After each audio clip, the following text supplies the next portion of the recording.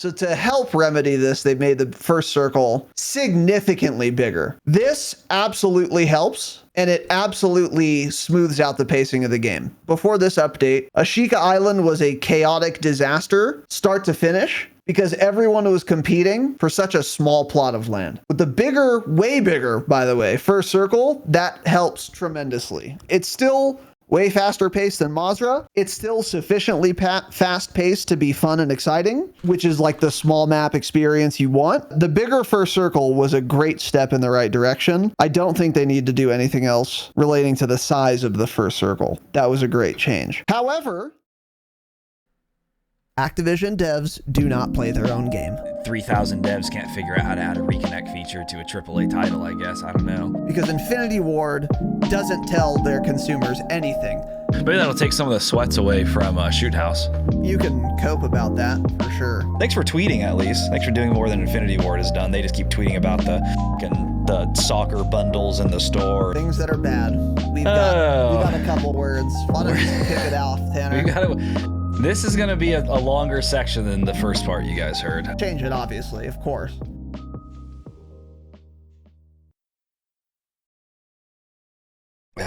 Hey. We are live, boys and girls. Welcome to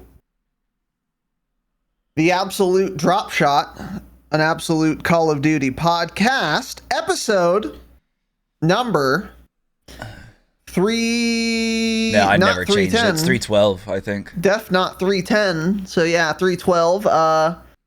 My name is Casey, also known as Razinon. Today, I'm joined by young Tanner.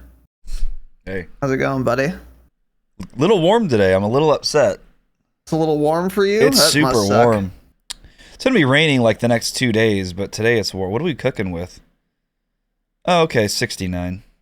It's 42 degrees here. Pissed. They had originally said it was going to be like 75 today. It feels warm out there. It feels like a warm 69. You know? Yeah. You know those 69s that feel warm? It's one of those. Yep. Yeah, Got a few days of heavy rain coming. Yeah, that's the weather report for the day. There's the weather report. And now we're going to talk about some other things. So today we are doing our first impressions of Season 2 Reloaded, as we always do after a new update of this magnitude or larger. And it's going to be an interesting little ep. A lot of these first impressions, I would say a lot of them actually are related to the changes. And, you know, as we talked about in our last episode, it wasn't too groundbreaking of a Season Reloaded patch. You know, we've seen more transformative Seasons Reloaded patches than this one, but still a fair amount changed, and as a result of that, some other things changed too. It'll make more sense once we start talking about it, but there's going to be a little more to talk about than you might think there would be, based on how little really did change with the patch, again, as we talked about last episode. Now, before we get into that, not really many announcements. We had our Damascus hangout last night, and it was both fun and exciting. Yeah. It had the vibe of an old school Damascus hangout a little bit. Yeah. I would say. Yeah, a lot of talking, some arguing, some Damascus chat messages, some Irish whiskey. Yeah, it was St. Patrick's Day, so we celebrated by that by drinking. Not that we wouldn't have done that on a Friday night, especially those of you who were there, losers, drunks, Irish. We got some lore on a lot of people, and Gabriel Saul Perez made an appearance as well. that was the big one. Yeah, if you weren't there, get fucked. Gabe made his first ever appearance, probably first and last. That's possible. Yeah. That's very likely. He was there. Yeah. Gabriel Saul Perez, Covina, California, Lyman Avenue, homeless, unemployed. He was there. He spoke in his trash mic. Yeah. Yeah, he had to. He was super nervous. He had to go take a shit. He claimed he was going to the store to get alcohol. He wasn't. He was sitting there. He was gone shaking. for literally 2 hours. Yeah. And then eventually we bullied him in. Yeah. So Yeah. that was cool. But yeah, we had our hangout. We didn't do customs. So Tanner said the bug was still in customs because that's what he saw on Twitter, and then people in chat were saying it wasn't a bug anymore, and some people wanted to play. I was done, didn't wanna. I played a lot of Warzone yesterday before that, and some multiplayer actually. So I was kind of over customs. But so keep in mind, for those of you who were disappointed we weren't doing customs, we will do them again. And we are never going to do them every month. So Damascus Hangouts are never going to be every single time we do customs. We'll do customs a lot, and we'll probably do it more often if you guys are more interested in it now than you once were, which does seem to be the case. So that's fair. So probably next month we'll do customs.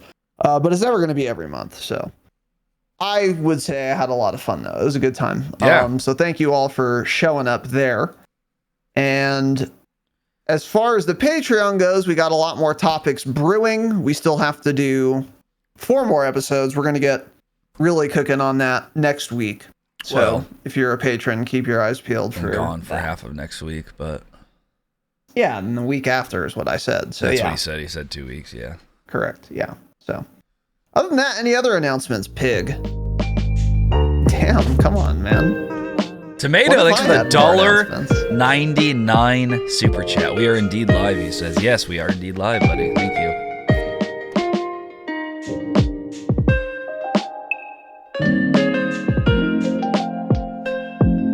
Oh, yeah. Yeah.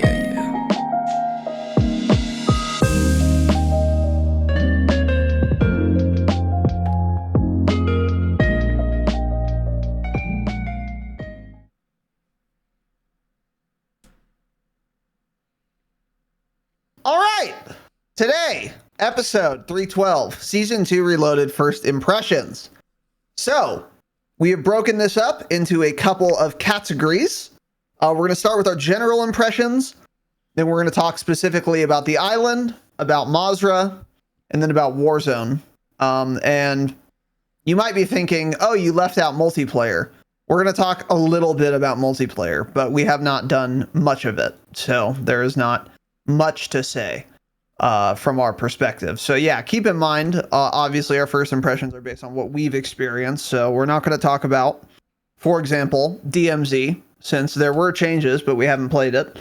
We're not going to talk about the raid episode ever. We'll never play it. And even if we do, we won't talk about it. So yeah, the bulk of this episode is going to be focused on Warzone, on Almaz, and Ashika Island. But we do have a little bit to say about multiplayer, which we're kind of going to basically start with in a minute. But first thing, the new gun, the new weapon. That seems like the obvious starting position here. I have not unlocked it yet. I was working on it, playing the new map, which I'll get into in a moment. And it fucking sucks getting double kills with marksman rifles in multiplayer. I tell you what. It's not the end of the world. It's not like impossible or anything, but it takes a little while. But part of that too is because I was playing on the new map. Yeah. Which is not conducive to double kills. It's a big map. We'll get into that in a second. But I have not seen one person use the new gun yet. And I played yesterday for 4 hours. 3 or 4 hours. Didn't see the new gun in anyone's hands once, except one time on Al Mazrah. I picked up a orange blueprint for it. Oh. And it had like a sniper scope on it. So I said, oh, okay, guess I'll pick up this no attachment AK-74 instead. Because why am I going to use a sniper scope on this? So I shot it into the air a couple times. And I don't know. It felt like a DMR, I guess. But yeah, I've heard nothing about it. I haven't seen it at all. I will be unlocking it. And I will also be trying it actually in Warzone. Particularly on Ashika. Feel like it might be really good. And the reason that might That might sound unintuitive, but here's my thought process. On Ashika Island, I'm going to be using my secondary a lot more often than I will be on El Mazrah. So if I have a DMR as my primary, then it's really only getting used at mid-range. And that's where I think a DMR can really shine, because it's not going to be too difficult to land all your shots, even though it's going to be more difficult than like a full auto gun. And if it has a gross headshot multiplier, or even a gross TTK in general, that's going to be really good. I think a DMR or any semi-auto gun, where it could possibly be better than an AR, a full auto AR, is going to be mid-range, not long range, in a game like COD. And on Ashika, that's most of your engagements with your primary, is like mid-range. So I'm actually quite excited to try it on the island. But I haven't yet, because I haven't unlocked it yet. So yeah, other than that, I have nothing really else to add yet at this time on the new rifle. And by the way, my expectations are to be let down and that it won't be good at all. Yeah, I'm sure. But maybe it will be. I'm going to try it, but I have no illusions that it's likely going to be good. I think it's unlikely that it'll be good. Yeah. But yeah, what have you heard about it? I've seen some people trying to claim it's like the new DMR, which is of course definitely not true. That's it's insane. just, kids trying to make TikTok content. So it's funny because you can see the clip. There was one where it was like, the DMR is back, and this dude is shooting at 3 guys on Ashika Island that were in the gas, coughing and coming out of the gas.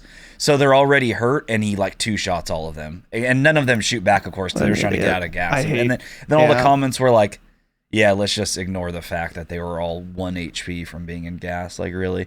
So yeah, that's cool. You're going to unlock it. I don't plan on unlocking it. In fact, I'm going to make a promise that I will not unlock it, actually. That is my promise. Got it. Don't plan on it. I'm sure it won't be good.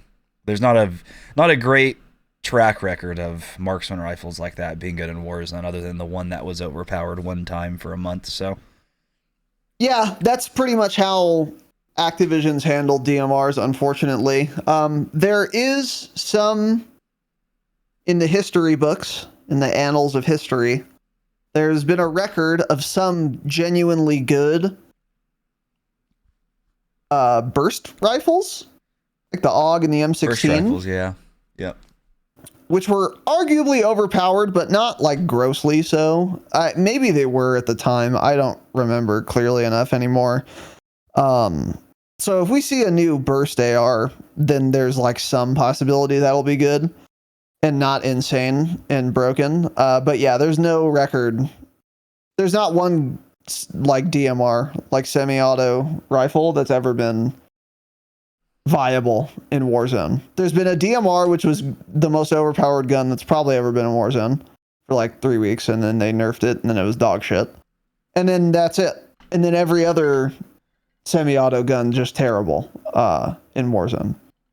So yeah, it's wildly unlikely it's going to be good. But I'll try it. I'll let you guys know. And for multiplayer, it might be quite good too. That's another thing. Because DMRs have been very good in multiplayer. Yeah. For the last 3 years, there's been good ones. FAL was really gross in MW 19. And they randomly buffed it like halfway through MW 2019 to be a one-shot headshot at like any range, or like most ranges or something, the FAL. And it was nasty, obviously. It was really fucking good.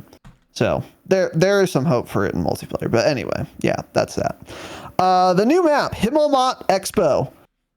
So there is a 24/7 Himmelmott Expo playlist. I was playing this, working on getting those double kills for the new gun. It is, I'm not kidding, twice as big as I expected it to be. I don't know why, because I only saw screenshots, but I just had the feeling it was going to be far smaller than it actually is. This is a large fucking map. This is an MW 2019 sized map. This is like a small-ish MW 2019 map, meaning it's too big for sixes. But it's not so much too big for sixes that it's like Arklov, for example, which was just it. It's insane that was a sixes map. I mean, I can't believe it. Yeah, you could play Ground War on that map and it would be fine. It would be a little crowded.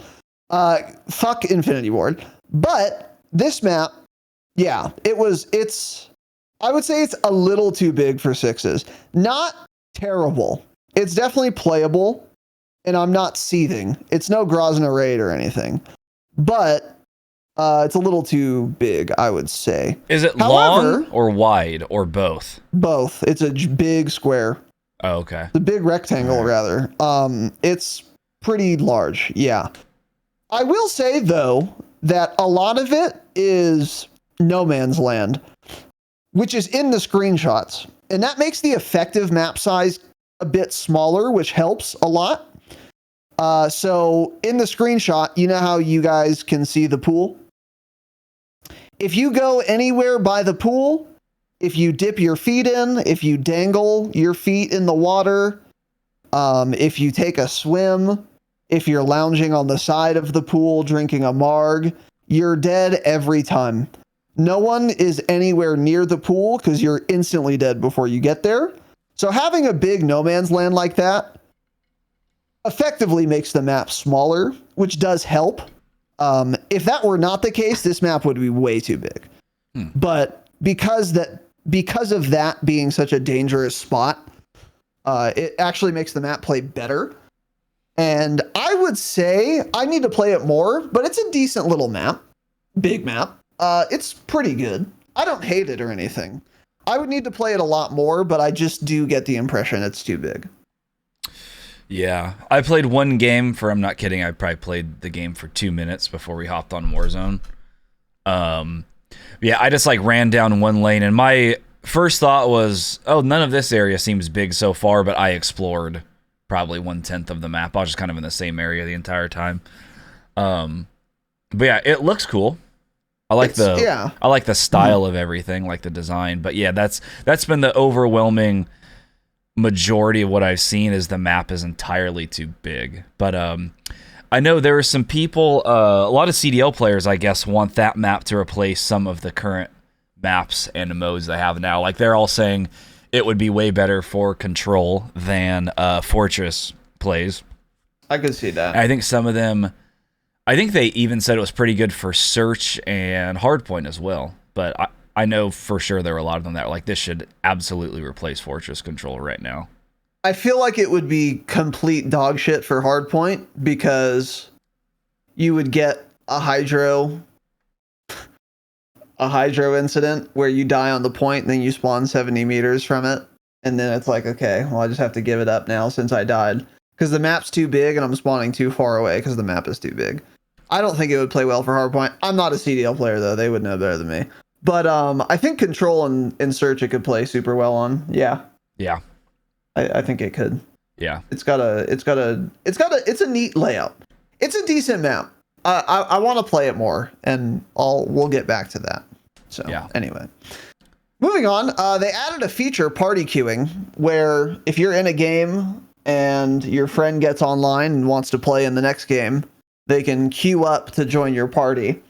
We tried this, and it actually worked seamlessly. I was not the party queuer. Tanner was. Yeah. Well, what did you do? Tell me about the all I process. did was go to, so you go to the social menu. I clicked on the social menu. I saw that you three were in a party. I clicked on that, and then there was an option that said, like, this party, like, squad mates these party members are in a match, but you can join on them and wait. So I joined, and then I'm just sitting in the lobby, like I'm just hanging out by myself. And all it does is it shows how long you guys have been in the match for. So it was like they've been in current match for 6 minutes and 40 seconds when I joined. It said something like that. And yeah, then I just sat there and waited, and it worked. Once your guys' game ended, I didn't have to do anything. I was just in there and ready. So it's a cute little feature. Yeah. And it worked. And we were talking before we started recording. I was like, oh yeah, the party queuing, that works. That's cool. And I wrote it down. And then Tanner said, which I think is a good observation, how sad is it that you got that excited because a feature they said they added is actually in the game and working. Yeah. And I said, true. Yeah. Because I didn't expect it to work like on release at all.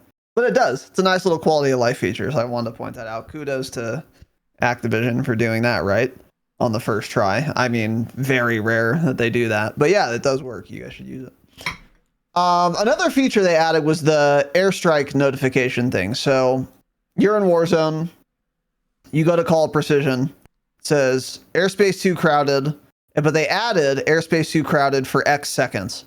So it could be anywhere from 1 to 25 seconds.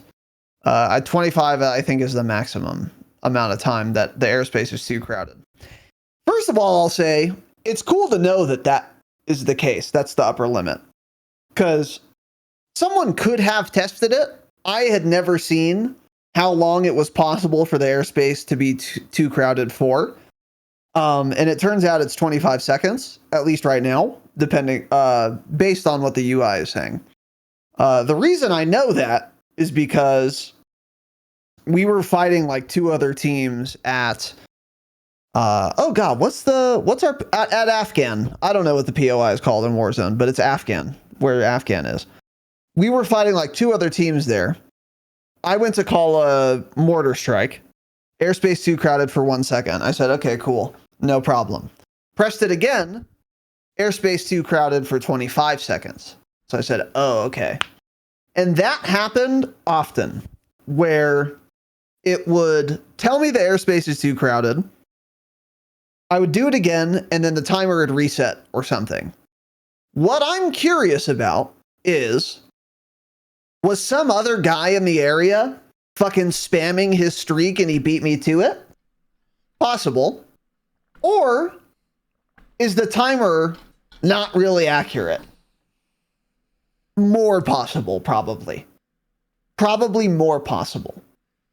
So I don't know how that functions exactly. If it is working well and someone was just spamming it and they beat me to the timer, and then it was their 25-second timer I was waiting on, fine. That's totally fine, actually. That's how it should work. But if that is not the case, and the 1 second left was a lie, and it was actually 26 more seconds, they should have just told me 26 seconds. And I don't know what the case is, because I'm not meticulously analyzing where every streak is being called from and by whom. So I don't know what's going on there, but I ran into that specific situation often. Airspace too crowded for 6 more seconds. Okay. 7 seconds later, airspace too crowded for 20 seconds. Oh. Okay. Well, the feature isn't that helpful anymore.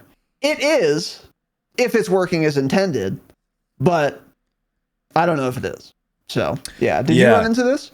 Well, I had this thought when they announced this was a feature. That was like one of my first thoughts, is like, I feel like because of this timer, that's going to make it difficult to call in airstrikes because of this, because now some guy tries to call one in and he sees that timer. When it gets to like 2 seconds, he's just spamming that button constantly to be able to call his in. Mm-hmm. Whereas like before, it's like, oh, airspace too crowded. You don't even think about it. You just keep moving, you keep running, and you're not like spamming the button to suddenly try to call it in again. So I bet that's what was happening. It's because now everyone sees that and like, oh shit, I'll just spam it in a few seconds to recall it in. And so now it's going to be even more difficult at times to call in airstrikes because of that, when you want to, because that's spam. True. So I don't even think I ever had an airstrike yesterday. They definitely, kill streak spawn rates seem to have been nerfed heavily across the board. I don't find too many streaks at all anymore. Which is fantastic. I found like a mortar and a UAV yesterday. That whole time we played Warzone, that was it.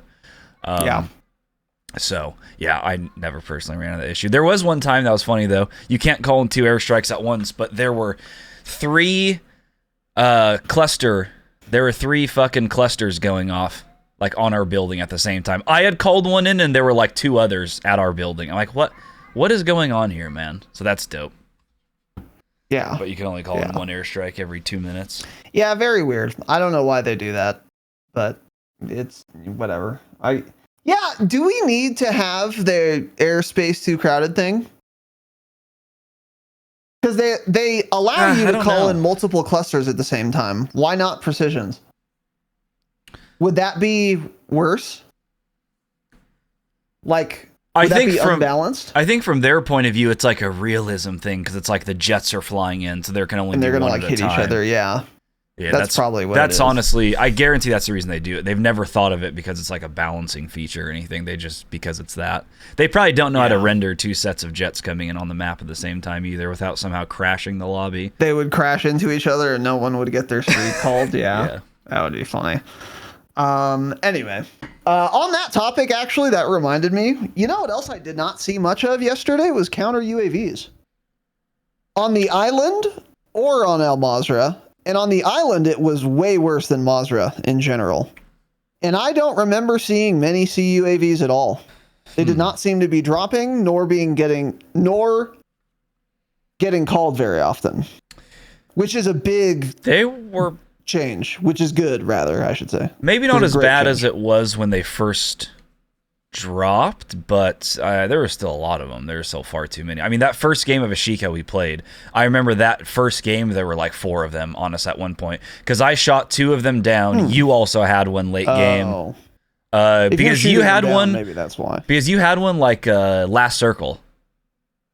Yes. Yeah, and you're like, oh, I'm going to call this. I And held then it. right before that, some other guy also had one in that same circle that was up. But yeah, they're annoying, but now I just look up in the sky and find where they are. And they're not hard to shoot down, so you just have to prioritize that a lot now because they're so annoying.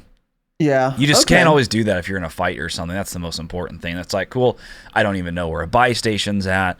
I don't know anything because my whole, everything's scrambled right now. There were definitely some, but yeah, it did feel like fewer than there used to be, but yeah, maybe not. I don't know. But it's probably fewer than launch, yeah, because there's just, like I said, just less streak spawn in general now, it seems. Yeah. Next is the rainbow thing. I don't know if this is only for a day, so I guess it doesn't really matter, but it's either for a day or only a couple days, but they made the rivers green in El Mazrah, which looks just as gross in game as it does in screenshots, by the way. Man. It just looks so silly. It's just disgusting. And they have the rainbows, and the rainbow it's not a static spawn. It wasn't a static spawn. It would end at various different points on the map. And at the bottom of the rainbow, it's not like a pot of gold. It's like a bunch of stacks of pots of gold. And you open it and a ton of shit comes out. So it'll be like, it probably spawns like 20k or so. The new sniper, bunch of like ammo, I think streaks and shit too. I was never the first one there, so I don't know. But one time on Ashika, I landed with a bunch of other people and I saw all of it pouring out.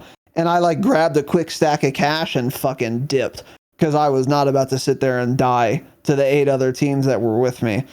But the sniper is like the big prize there. And apparently it was one-shotting to anywhere on the body, which was very annoying. And it was deeply, deeply game-changing on El Mazrah.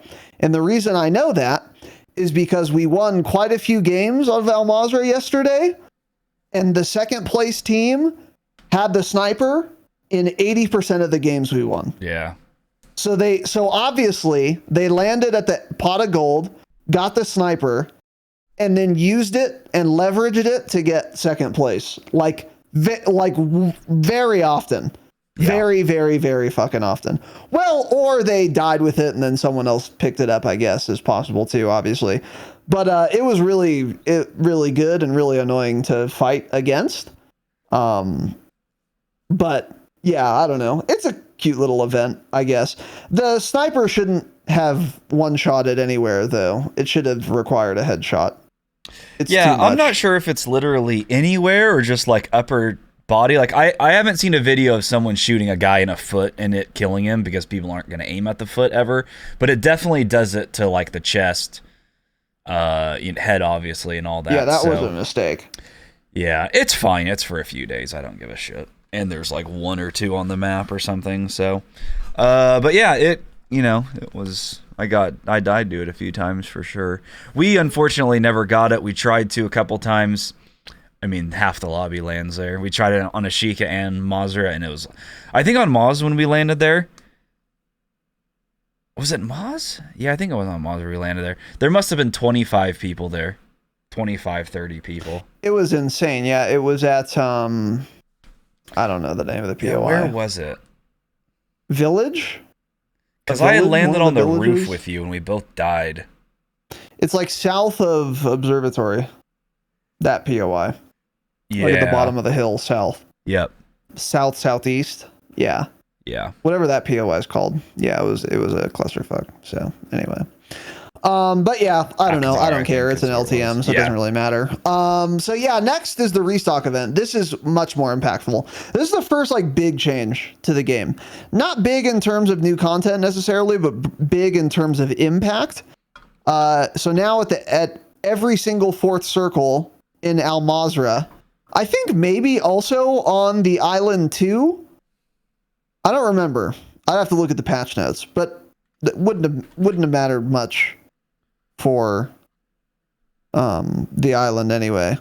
And we're supposed to be talking about the island, so I shouldn't be saying this now, but I guess I'm just gonna. The restock event on Maz is, yeah, impactful and good. Like we said, it gives a good amount of regain potential, but it's not overpowered. And part of that is a function of the design of the map. Because on, Caldera, for example, if the fourth circle is like resort or capital and you get a restock event, you can like fully regain and get a loadout very easily. And then it's like you weren't punished at all for all your teammates dying. On Al Mazrah, the restock event allows you to regain, but it's not enough to where you aren't punished for needing to regain. Does that make sense? Yeah. It's a good regain feature that doesn't just immediately put you on an even playing field with everyone else. And you shouldn't be on an even playing field with everyone else if you need to regain this late in the game. Established teams that have been alive the whole game should have the advantage on you. And the restock event doesn't change that by design of the map, not by virtue of the event itself. But that's fine. And again, I would say that that's a good thing. There was a game of Maz that we ended up winning, probably only because of the restock event. Because we were able to, like, two of you guys were dead. Me and Jake were alive because you and Lag are not good at the game. And then we ended up like buying you guys back, but none of us had loadout. None of us had plates. None of us had ammo. Restock event happened, and that allowed us to get a couple plates, a couple rounds. We looted like a muni or an armor box, luckily, from one of the boxes. And we were still heavily disadvantaged, and we barely won that game. But we did as a result of the restock event. But we still had to like work for it, Yeah. I don't know. I just think it functions quite well. Well, we were able to buy a loadout, and I think we wouldn't have if there was no restock event. It took a while. We were able to end up buying a loadout. Two of us, I thought all of us were dead at one point. Wasn't it just Jake alive for a little while? Then he started buying people back or something. I think there was just one person left at some point. But yeah, we were able to fully get enough money to buy a loadout and everything and win that game because of it. So yeah. So that's cool. Yeah. Anyway, yeah, sorry, I should have put that in the Mazrah section, but I talked about it now, so there you go. What do we got next here? Let's go back to the island. Yeah, this is really my first time playing the island much since the balloons got added. Changed nothing. Yeah. They're pretty non-impactful. Use one once yesterday. I used one just to use it, and I was like, okay, yeah, I didn't see anyone use it. No one ever used them to land on top of me. No one ever used them to get away. Actually, yeah, I don't think I ever saw one person hit one. Not once. So I don't know why that is, honestly. It's probably because there's not very many of them. If they were all over the place, you'd see people use them more often. But everywhere I've seen them so far, they're on like the outer edge of the map, like closer to the water. But it's like a lot of times people are like inland more. They're not going to run further away out towards the edge of the map to then hit a balloon to then go a little bit further from where it's I don't know. It's like weird placement. And then just overall the game was like slower. Like people use them a lot on Rebirth and shit like that. Fortune's Keep especially use them a lot. But I think that's because that was just such a faster paced game. Everyone played the game quicker in general because you could. And I think that's a big part of it too, is this game is slow and you almost don't want to balloon on people and push them because you're going to just die half the time doing that anyways. I don't know. They don't feel like they changed the small map whatsoever. Again, we played the island. We probably played at minimum 8 matches, maybe 12. Played a lot, and we won like a lot of those. Not like we were dying right away most of the time. And I didn't use a balloon once. It didn't even occur to me. And what you just said echoed what I had said when I had first tried them. They don't change anything at all. And the reason is there are not enough of them. There's like 2 for the entire game. Yeah. So they're just never relevant. They need to add more of them if they want them to impact the game at all. Yeah. So I'm not surprised you have that opinion as well. Another thing they changed, I think this was with Season 2 Reloaded, but I'm fairly certain it is. One of the things specific to the island they said is they're going to make the first circle bigger than it used to be. Because we did our Ashika Island episode and showed you guys a screenshot of the first circle. And it was like in the water, and then there was like one atoll in the first circle, and that was it. And of course, the game's a disaster when you do that. So to help remedy this, they made the first circle significantly bigger.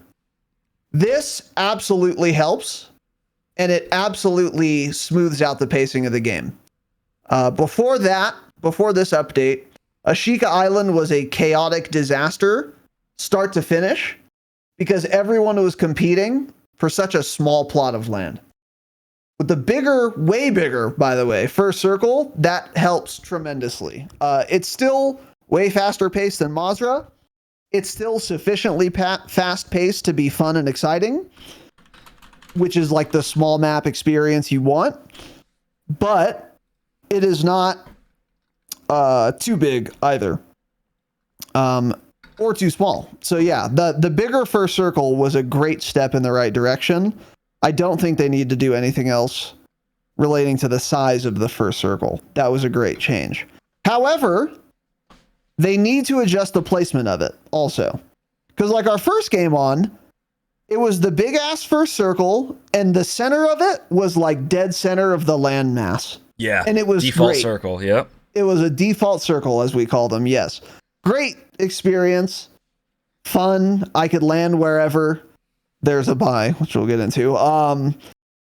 So 1 of 3 POIs instead of just 1. And it played way better than it used to before. But there were plenty of games where, yeah, the first circle's really big, but now it's functionally the same as before because only the left 20% of the circle is on land, and then the rest of it extends into the water. So now there's a bigger first circle, and now it's just extending even farther into the water, which doesn't matter. So it functionally doesn't change anything. So you're really at the mercy of where the circles are. The first circle is, rather, for these matches. And the big circle only helps and serves the function that the devs intended it to when it is actually on land. And when it's just extending even deeper into the ocean, well, the bigger circle didn't fucking help then. Because in either case, the landmass in the first circle is exactly the same number of square feet, which does not do anything. So, yeah, it did help. It was a good change, but they need to also change the positioning of the first circle. And they said they did do that. They said it's more likely to be on land. They said that. Yeah. Yeah, I mean the second game on, immediately half of the circle was in the water. Yeah, but it does feel not at all. Yesterday when we were playing, did it ever feel chaotic at all? Yeah, I agree. The overall flow and balancing of the map has gotten a lot better. And I think it is because that, like we had said before, it's like wherever I landed, I feel like I just immediately had to already run to the other side of the island within a minute because like the gas was closing and none of the circle was in, and there was one buy station in the middle of the circle. It was all just bad, and that's gotten a little bit better. So in general, that the larger circles is the biggest change, but yeah, we still need to work on not having them in water. I mean, don't have the water at all. Drain it. Drain the swamp, as they say. Yeah. Because the water's a major issue. But yeah, the island in general feels far less chaotic and as much of a joke as it did early on. Yeah, for sure. For sure. So I guess it helped more than I thought, more than I'm giving it credit for, because that is true. None of the games felt as chaotic as any of the games before this update. Because literally every game before this update, it was a nightmare 100% of the time, which can be fun, like we talked about, but it was always just so fucking spicy red hot. And that was not the case really ever yesterday. There were times where it was like hot and action filled, but appropriately so. So yeah. I guess it's helping more than even I'm giving it credit for. So it's a good first step, but they need to keep it on land more. And then, yeah, the next change they talked about, that they had talked about with Season 2 Reloaded, was buy station accessibility improvements. I quite literally don't think they did anything to the buy stations. I don't think they did a poor job with amending buy station accessibility or availability or whatever the fuck they said, or spacing. I don't think they did a bad job of that. I think they didn't do anything at all. It feels exactly the same to me. Yep. There are 8 buys in one building and then none for another 2 miles from that building. I don't think they did anything to the buys. They felt no different, literally. I'm not kidding. I'm not trying to be funny. They felt exactly the same and just as dog shit as they used to. Now, since the first circle was bigger, it's less of a problem because now more buy stations are in the first zone. So there are still going to be more buys that are accessible by virtue of the fact that there aren't as many in gas inside of a minute anymore because of the bigger first circle, but not because of how the buy stations are placed or how many there are. That didn't change at all. It's a psyop if you think they did. What was your impression of the buys? Yeah, we were purposely looking for this. Like every game, it's like they were a little bit better. They seemed a little bit more spread out. But the last episode I had said, I feel like that's enough if they just spread them out. Within the first 2 matches that we played on Ashika, I said, okay, never mind. They're spread out a little bit better. There was still one game where there was no buy station on the southern side of the map at all. There was not one at Port. There was not one at Beach Club. That whole bottom corner of the map still didn't have one. So it's not better because that proves the map for sure also needs more buy stations. We probably need total on the map another 5 to 7 buy stations, I would say. And they need to be static. I don't know why they haven't done this already. It works so well on El Mazrah. They've demonstrated they can make static buys work and place them well. Do it on Ashika also. It's that easy. I don't know why they aren't static. It's so dumb. Yeah. Yeah, so a little bit better, but overall, that needs some help still. We need more buy stations, confirmed. Yeah. And then, what else did I have? Yeah, my last thing here for Ashika specifically, the water is just getting more and more annoying in general. So many people use it now. So many people. Because everyone has learned, oh, you're way better off being in the water than being on land. It's like, it's not even close. You're at such an advantage in the water. It's an insane advantage, actually. And it's not fair. The water just needs to be more clear, something so you can see through it. I need to be able to just shoot people. The water needs to basically have no impact on where my bullets go. If he's all the way at the bottom, it should just, if that guy's like 30 meters away and he's at the bottom of the water, My bullet should be impacting him the same way it would if he was standing directly in front of me 30 meters away. There should be no hit reg issues. There should be not a decrease in velocity when my bullets hit the water. Nothing. If he's at the bottom of the water, I should just be able to shoot him. Because it's so dumb that some guy can sit at the bottom for 30 seconds, pop up for 1 second somewhere so he doesn't fucking die, get back underwater again, move across the map. You have no clue. There are no signs of where he's going. There's no bubbles. There's no fucking trail from where he's swimming. There's nothing. You have absolutely no idea. When they go underwater, they're gone. You don't know where they're going. That's not fun and that's not fair. So the most simple thing they could do is make it so you start taking damage underwater within like literally 3 seconds, 2 or 3 seconds. You're immediately taking damage because people just sit under there. And all you have to do is pop up for a second, get a breath of air, and you're right back under there again, and you can fully rotate. You move as fast on land as you do in water in this game, swimming. Yeah, why do you swim so fast, too? Yeah, holy shit. Underwater also. My elite operator doesn't know how to fire his gun. He can't hold down a trigger while I'm sliding, but I swim like a Michael Phelps with 100 pounds of gear underwater. Yeah. Exactly. Dog shit game, dog shit devs. Another awful decision to add water.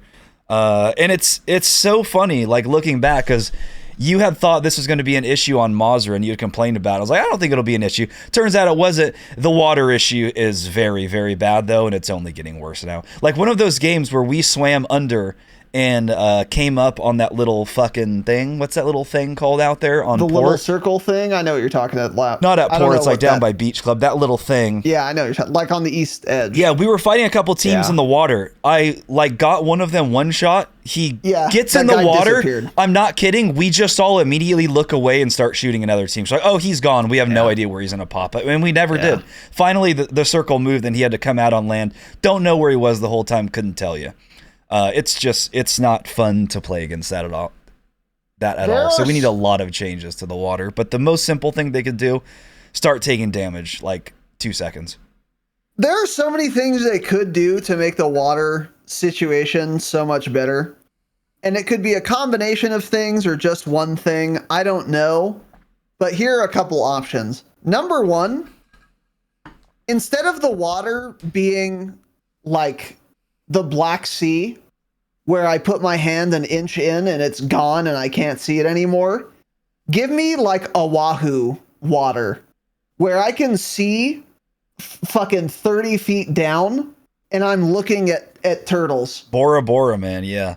Give me those Bora Bora waters.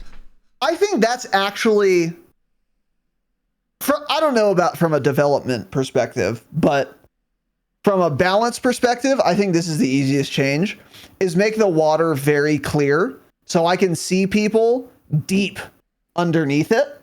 Because even then, if I can't like pen them or do a bunch of damage or whatever to them, I'll just fucking watch him swim around and he's going to have to come up for air. So if I can see his whole journey, I can just wait for him to come up for air and then destroy him if I could actually see him.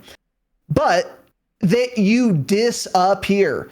And I'm probably preaching to the choir because any of you who have ever tried to watch someone underwater on Ashika knows this. They are gone. You can't see them.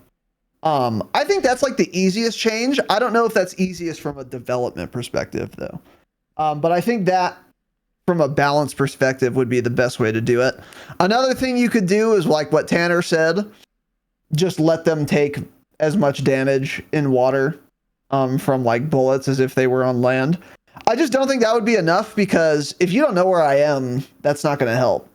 And you won't know where I am once I'm underwater. That circle ending we had there yesterday, remember like we were looking towards land and there on the edge of the gas to the right, there was like a little bridge by port. Okay. And the guy was sitting underneath there. And I was like, oh, there's a guy over here in the water. And I saw him because like of a render issue with the edge of the gas right there. So he was almost like lighting up green. I'm staring at him. He's a few feet underwater. He's just not moving. Just sitting there, of course. Just sitting there. Right. I mag dump where he is. There is not a single bullet that registers at all because they don't do anything. Like you shooting the water is like you shooting a 10-foot cinder block wall or something. It doesn't do anything. So it's like, shouldn't be how the do I case not either. get one bullet? And I see the guy. I'm staring at him. He doesn't even move. He's looking at me, and then finally he starts moving with the gas. I'm like, sick, man. Yeah. That's awesome. Yeah. We fucked his little tiny ass still, but yeah, we still won just that game. frustrating. Yeah, for sure. And then another thing they could do, like Tanner said, if you're a COD dev, this argument will appeal to you because you're selectively interested in realism. So here's some realism for you. If I have a fucking fully automatic assault rifle with a submachine gun on my back on a sling, okay, I have 3 armor plates in my plate carrier on my thorax. I likely have a helmet like most of the operator skins do. I have fucking steel toe boots and Kevlar knee pads. Have you ever gone swimming before in like clothes? Because that's already like a big deal. Like just jeans and a t-shirt, you're swimming way worse and it's more cumbersome than if you're in like swim trunks.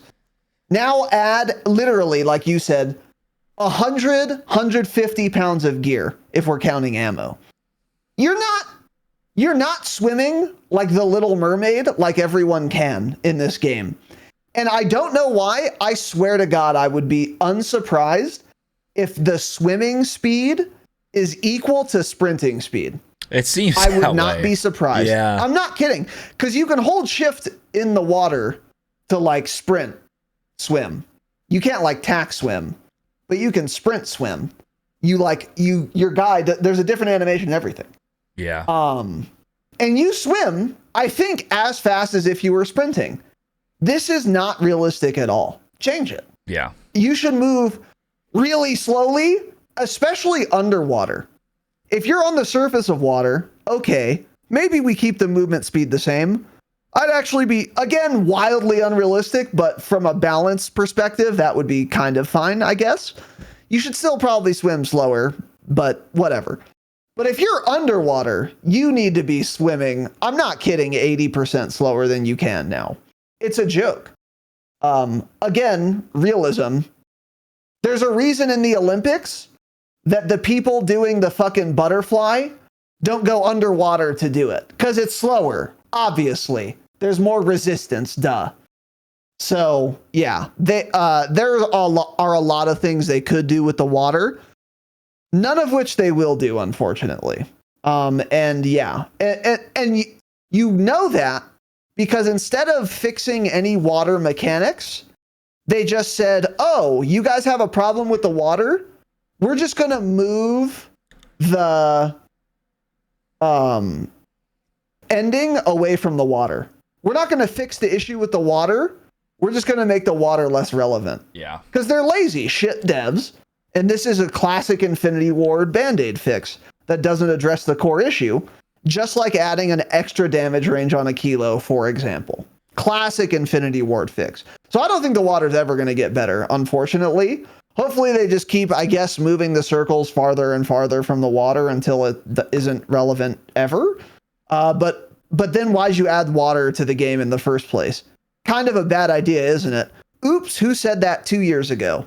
This fucking guy. So fuck water. Fuck you for wanting water in a BR. It's no cringe. splashing sound. That's a good point too. There's no sound there's no to it audio either. You can't see people. Yeah. There's no audio. They shoot out of it. They can stay in it forever. Yeah, there are great points. Almost anything that could be wrong with the water is wrong with the water.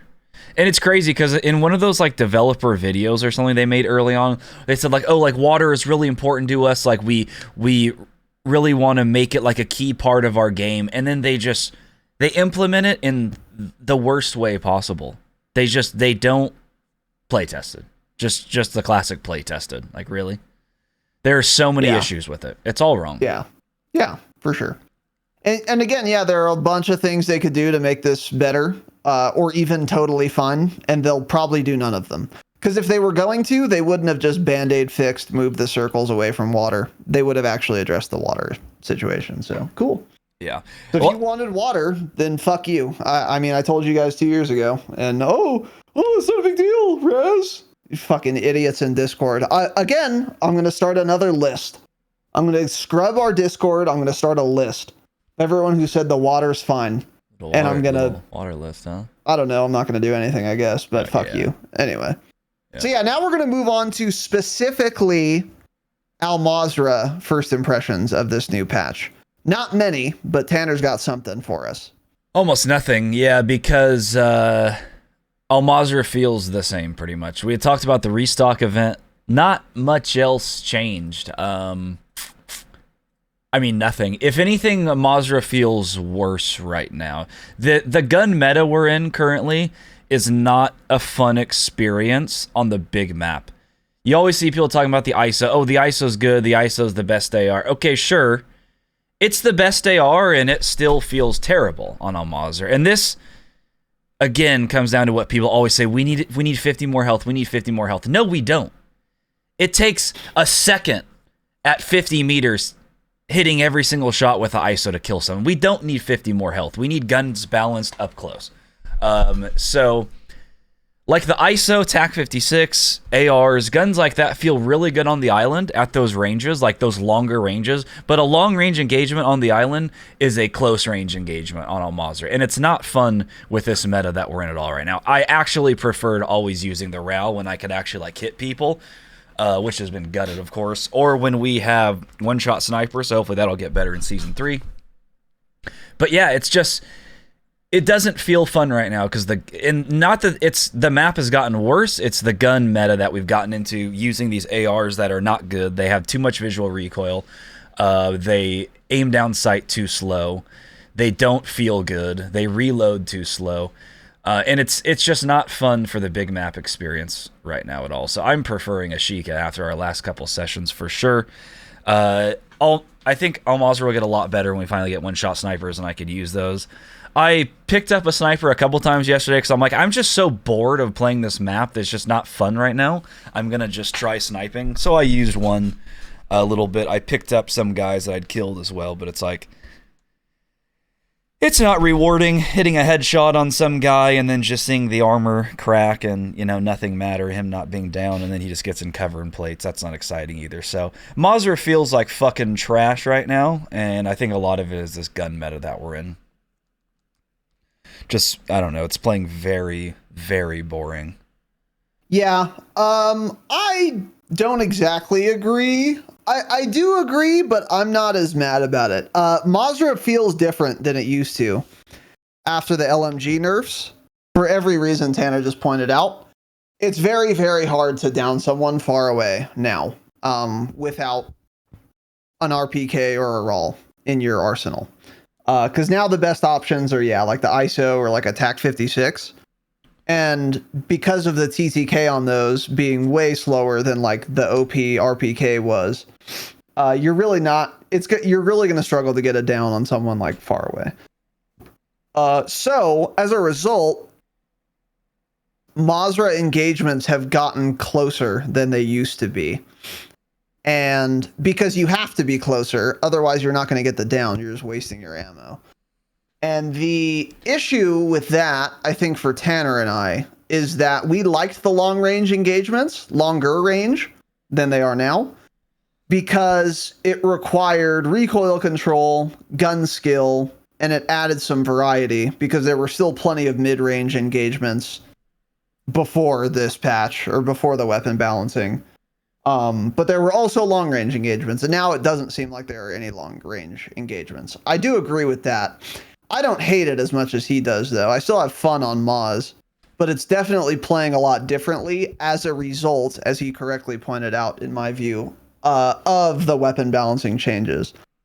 I think the way to fix this is a flat velocity buff to every AR and LMG of 30-ish% or something, so that I don't have to run high velocity rounds anymore.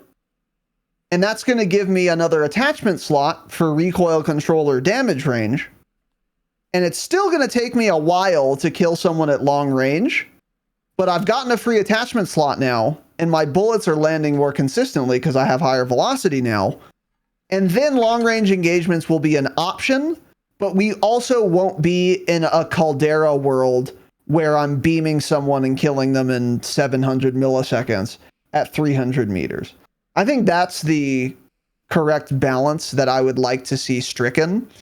And I think if, again, they just added a flat velocity buff to all ARs and LMGs, this would be a great start on that path. Which they could do. I don't know if they will. I doubt it. It depends on what the next Call of Duty dev/content creator call looks like. And if any of the content creators have enough brain cells to realize that that would be a fix. No, that we could just be need made. 50 extra health. That's what we need. That'll fix the game. That would be, yeah. And Tanner pointed this out first when I floated that idea, and I totally agree with him now.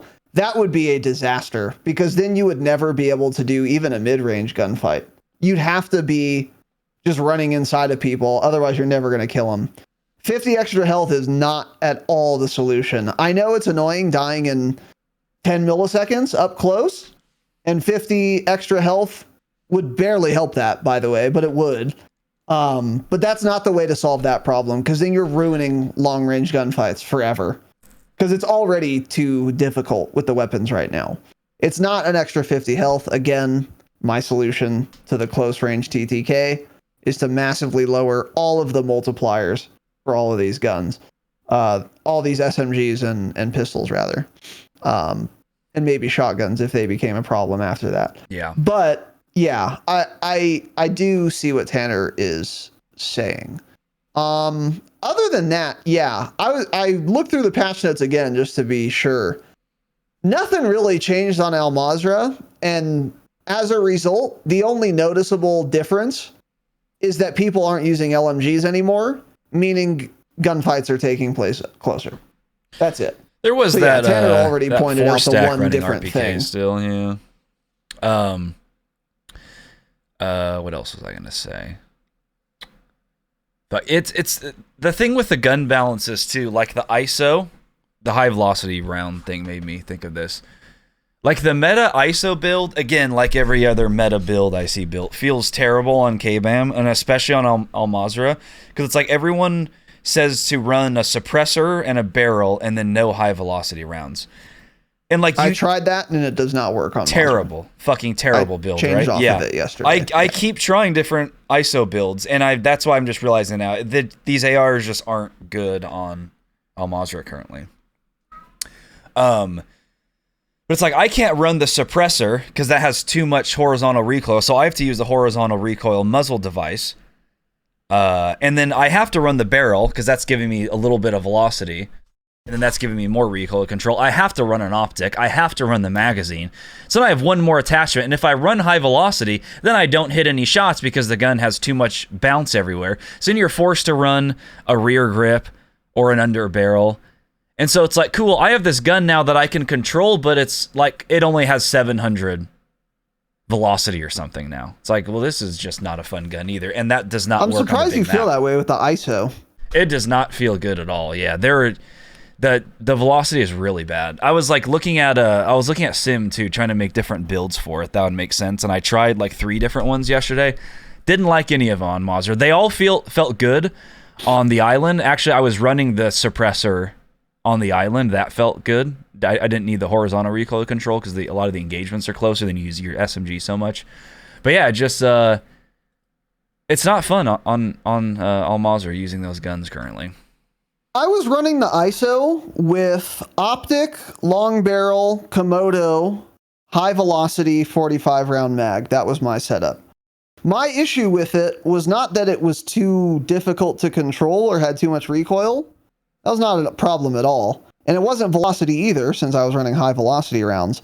My biggest issue with it, with that build, which I think is the best build for Al Mazrah, if you want to run that gun, is only having a 45 round mag. So like you get someone close to dead and then you have to reload and then they're gone, which goes back to what you were saying. But my issue wasn't too much recoil. I'm surprised you were able to use like the RAL but not this. Oh, I thought the RAL was Very- way easier to control. Yeah, This that's thing very has weird. weird bounce to it. I do not like it. I mean, at like long range engagements where the RAL you could beam people, like, 75 plus meters, that gun felt way better. But it's also because it killed a lot faster, so I didn't have to control the recoil nearly as much, because For the as time long, to kill at yeah. that range was 250 milliseconds faster, 300 milliseconds faster. But yeah, Yeah. I don't know. I don't enjoy this current gun meta on the big map. So basically, I'm just excited to have one-shot snipers, hopefully, and hopefully they don't ruin that implementation. Yeah, I'll add quickly. That is the best, I think, ISO build for Al Mazrah, but it's still just not good because 45 round mag isn't enough. So I ended up dropping it for Attack 56 with the same build: long barrel, Komodo, optic, 60 round mag, and then high velocity, and that felt much better. But only because it had more ammo. They're both like really easy to control. I felt like anyway. Attack is a lot easier to control, I think, than the ISO. But also another thing that could be the reason maybe is that I run a Schlager and you run a red dot. I wonder if that affects the how you feel about the recoil.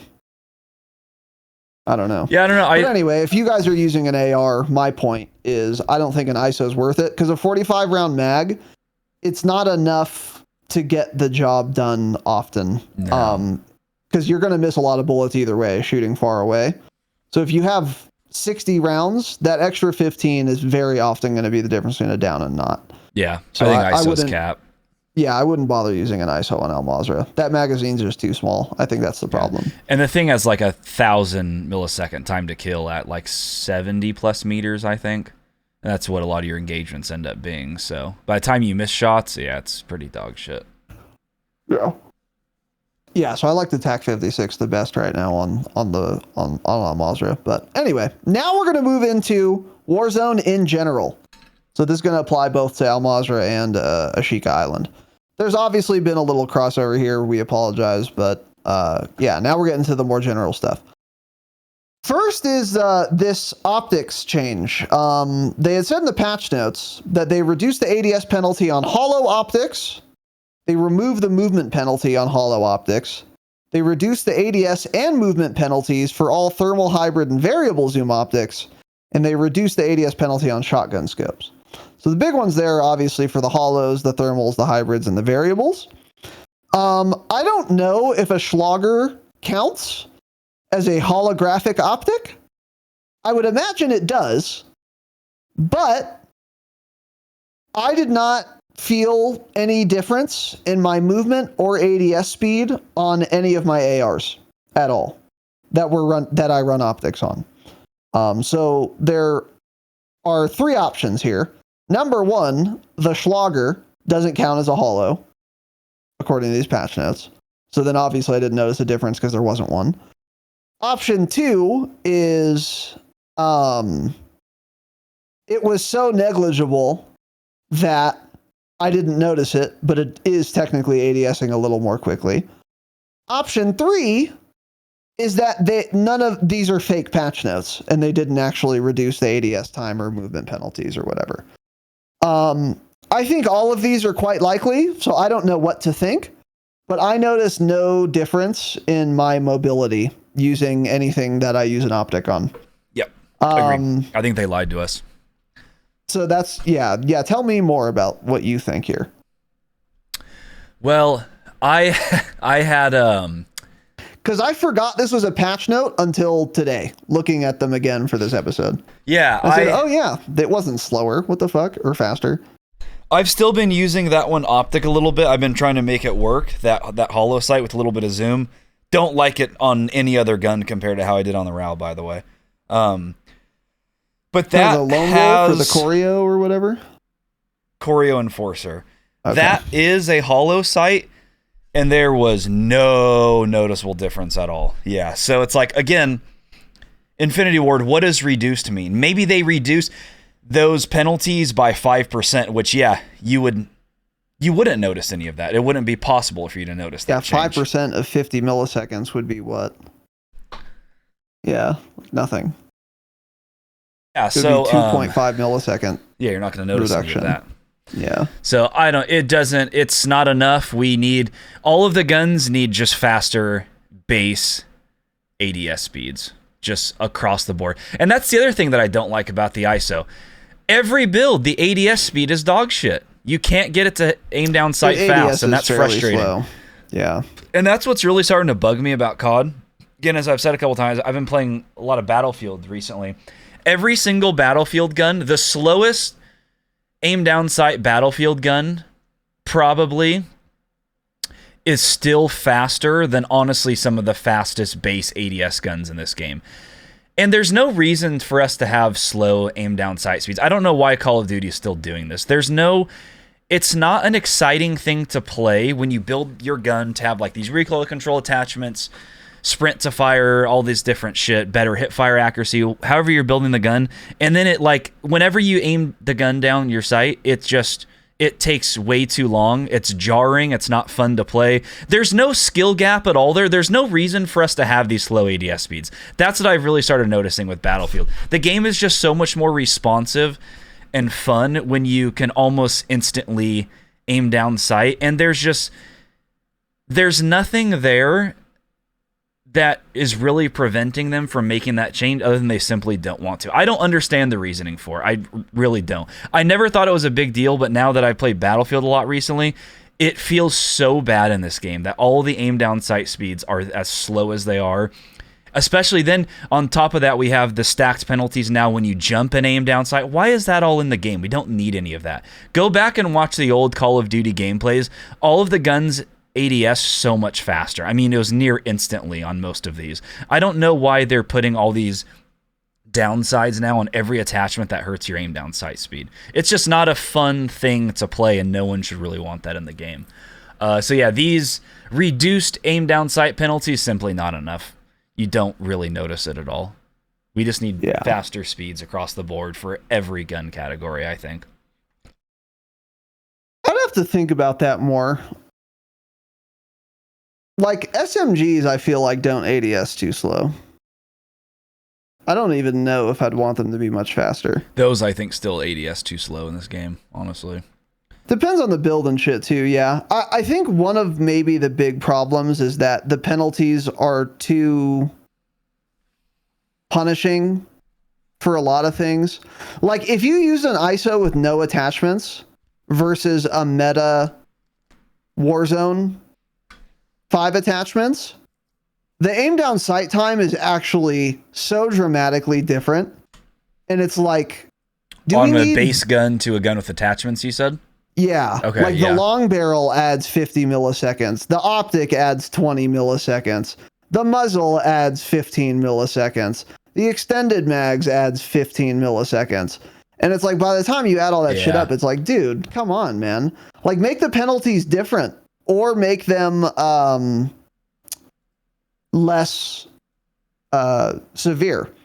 So I guess maybe they started to do that because now the penalties are less severe for optics, at least. But I think they could probably afford to carry that over to other attachments too. You know, like one thing I do really like about the gunsmith in this game, which I don't think I've said before in any great detail. But one really cool thing they did with the gunsmith in this game that I want to give a lot of credit to Infinity Ward for is that there are some barrel attachments that are fairly common that will increase your bullet velocity and recoil control at the expense of your damage range. That's an interesting barrel that you could absolutely use sometimes. And losing damage range is still a pretty big deal, but I still might want to use that barrel anyway, depending on the gun. And that's a unique set of pros and cons that I really like. Yeah. Usually, so for example, I use that attachment on my MP5. There is a barrel that adds hip fire accuracy, it adds velocity, and it lowers your damage range. But I don't really care about my damage range on an SMG. So I'm willing to incur that downside But if I wanted to use it as a mid-range SMG, I would definitely not want to use that barrel because I'm building it for a particular purpose. The inclusion of that barrel, and it's not on every gun, but a lot of them have it, very well done. But again, like I'm saying, why wouldn't they be able to do that for aim down sight time? Because every barrel makes your ADS slower, except for short barrels, which are like a joke that no one uses ever. Yep. Why can't they make a barrel that's like a carbon fiber mutant barrel? And one of the advantages is it aims down sight faster because it's made of carbon fiber instead of, steel or whatever guns are made out of. Or like a 3D printed barrel. It aims down, it's made of polymer. So it aims down sight way faster, even though it's longer than the standard barrel. And the downside would be like, velocity, because it's not steel. You don't get as much spin effect on the round. Why not add that? That would be cool, right? They could do things like that for barrels, for muzzles, where the downside isn't just always, you ADS slower because we're adding weight to the gun. Hey, it's 2023. You guys had a nail gun and a laser gun in the last game. Get creative. Figure it out. Yeah. I don't know. But yeah, I do tend to agree with you, I think. But I don't know if it's the base aim down sight speed. This is where I maybe disagree with you. I don't know if it's the base aim down sight speed that's the problem. It's just the penalties. It's the penalties, yeah. So I went to Sim right now, and I was just curious. So I built an ISO, the meta ISO that most people recommend. Base aim down sight time on that gun is 260. By the time you build the meta one, it is 600 milliseconds. Yeah. So more than double the aim down sight time just because you put attachments on it. Like the one of them is, Jesus Christ, Teddy. The barrel gives like 130. It adds 130 milliseconds to the ADS time. And then it's the same thing with the suppressor. That's adding 100. Like why? Why are they that substantial? And here's where it really doesn't make any fucking sense. Oh, but don't worry, you can just use the ADS speed rear grip, right? Guess how much that decreases your ADS? Oh, yeah. 24 milliseconds. Exactly, that's another thing, So I throw a suppressor on there because I want to get like more velocity, a little bit better recoil control or something, and that increases my aim down sight time by 100 milliseconds, but putting on a rear grip that is designed to speed that up only decreases that number by 25. What a complete waste. If a suppressor is going to harm me 100 milliseconds, a rear grip should help me almost 100 milliseconds. It's so weird. Yeah, it's just really poor balance in general there. Yeah. Yeah, when you tell me the numbers, that definitely makes it obvious. That's nuts, isn't it? Yeah. 100 is crazy. I would not have guessed that. Yeah, I didn't either. Yeah. Yeah. So I will, now there's some silver lining though.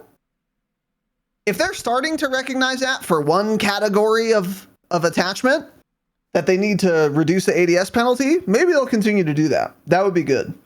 Or yeah, like you said too, if a barrel's going to add 100 milliseconds, you need to let me offset that somewhere. Because there should be a stock that gets you at least close to 100 milliseconds. Improvement to ADS time, you know? Like, why am I going to waste an attachment slot to get a quarter of the penalty reduced on another attachment? Yep. It's like, that's a valuable slot, you know? Yeah. Oh, don't worry though, by the way. You could actually just use the stockless stock, which would reduce that time by 38 milliseconds, but then it triples the gun's recoil, basically. Yeah, actually. They just don't want anything quick in the game. They want nothing to happen quickly in the game, period. Yeah. So there's definitely some work to be done there, but at least they're looking at the attachment penalties. There's the silver lining. But anyway, moving on. They did also have a patch note about audio. Let me find it. I think they said it was perfect. Submix fixes that were affecting enemy footstep volume. Equalize sand footsteps to better cut through the mix, similar to dirt and concrete. Okay. So I did not notice enemy footsteps being any better or worse. I'm still fairly happy with where they're at. They're the best. Footstep audio in general is better than it's ever been in Warzone ever, which isn't saying much at all. It's still not great, but it's definitely better than it's ever been. So, and that's still true after the update. So I'll take it. It needs help still. The directional's not good. But it's whatever. Fine. I did not notice enemy footsteps being different in any way. So I don't know what submix fixes for enemy footsteps means. Didn't notice it at all. The only thing I did notice, and this could totally be in my head, it could be because I was thinking about it and paying attention, or it could be an unintended change that Infinity Ward made, or it could be an intended change that Infinity Ward made and they didn't bother to write a patch note about it. But it did seem like my own footsteps got a lot louder. I don't know if it's just because I was paying attention. This could be completely false. I have no idea. I never did any testing. But I was running around Ashika yesterday, and I was by Beach Club, and I was like, I'm hearing my own footsteps awfully clearly right now, and I don't like it. Yes. I don't like that at all. Did you notice anything like that? Yes, or? and I think I said that at one point. Maybe that's they what made sound me think of it then. I don't think they're louder. I think they changed the audio for your own footsteps. Like, it sounded more muffled or something. There was something different about it, but it didn't seem like it was happening all the time. It was like only when you're running on certain surfaces. Maybe I noticed some changes as well. I was on concrete when I had the thought. Yeah, but overall, I mean, these last two updates they did, especially that last audio update that I think came with the start of Season 2, and they were like, oh, this will fix every issue in the game. There was basically staplers that was causing you to not hear anything. Right. From the day before Season 2 dropped to now, I don't hardly notice any difference. So, I don't know. I think they kind of just made it sound like it was going to be some magic fix, but as I said, the audio's never going to be where I want in Warzone, so I've kind of given up hope. Yeah, I didn't really notice any differences. I didn't play enough on Mazrah to know if like the sand change happened, because that was a big one. You wouldn't hear people, like, if you were in a building, them rushing up to the building if they were on sand or something, you wouldn't hear any of that until they're like inside of the building, and then you hear them on like wood or concrete. So I didn't experience that yet. That may be a lot better, but we played a lot of the island. So I wouldn't have noticed either. Those issues were not that common anyways. Exactly. Yeah. So anyway, I don't know, just something I thought I'd mention, but I could be bugging. Yeah. Kind of onto some gun things here. I don't know who originally started it, but Raz was like, oh, try the Hipfire MP5. So I was like, okay. Doubt it will be good. I was like, what was your setup? He's like, I don't know, I just built one. Like, all right. So I went into firing range, did some attachments, built that sucker, little Hipfire MP5. Pleasantly surprised. Really, really good. I think this has been my favorite SMG that I've used so far in Warzone. I mean, I never like enjoyed using the Fennec or anything. It killed super fast, but I don't know, it was never the most fun gun to me to use. I love using this Hipfire MP5. It is very, very good. This is the best Hipfire sub build or sub gun that I've seen in Warzone 2 so far. And I think it's because the MP5 is such a good time to kill up close, and the Hipfire, it's not as busted as it's been in Warzone 1 with like the OG Modern Warfare MP5, PPSH in the Vanguard that was one. So gross. Yeah. Those were insane, but very fun. Not that good, but I mean, within 10 meters, I don't ADS. And the best thing about this build, I don't know if you noticed, but when you have to aim down sight, you don't have that much recoil, and the ADS time isn't like horrible or something, where I feel like on the older guns, like say that the PPSH Hipfire meta that we had in Caldera, if you aim down the sight, you couldn't see anything. There was a lot of recoil. You would never do that, so you were forced to Hipfire. This build, you can actually do both. You can aim down sight, and you can kill some people a little bit further out. It's really good for Hipfire close range. I noticed myself winning a lot more gunfights up close, so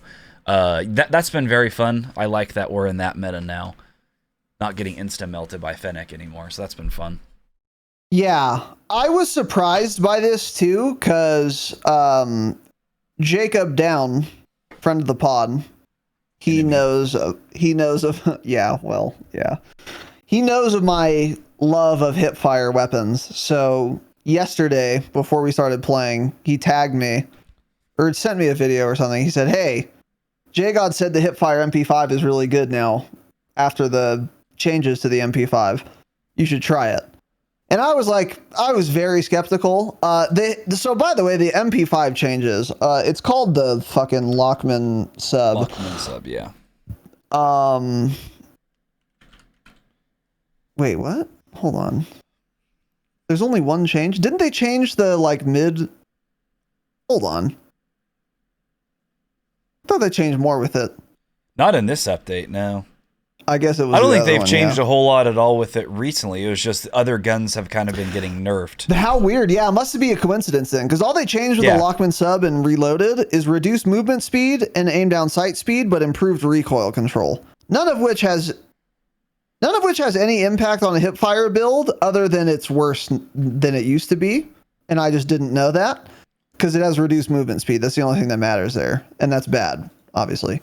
But anyway, yeah, so I guess this isn't relevant to this particular season, but I'll mention it anyway. I learned about it yesterday, and I was deeply skeptical because before this, there was another weapon balance patch where they changed how the MP5 works.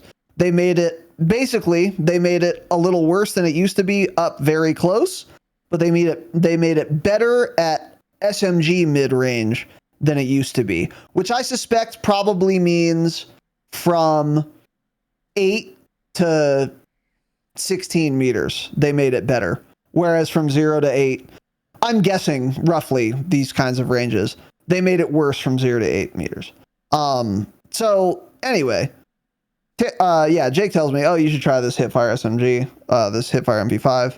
I was deeply skeptical because it does not have the best hipfire spread of every SMG.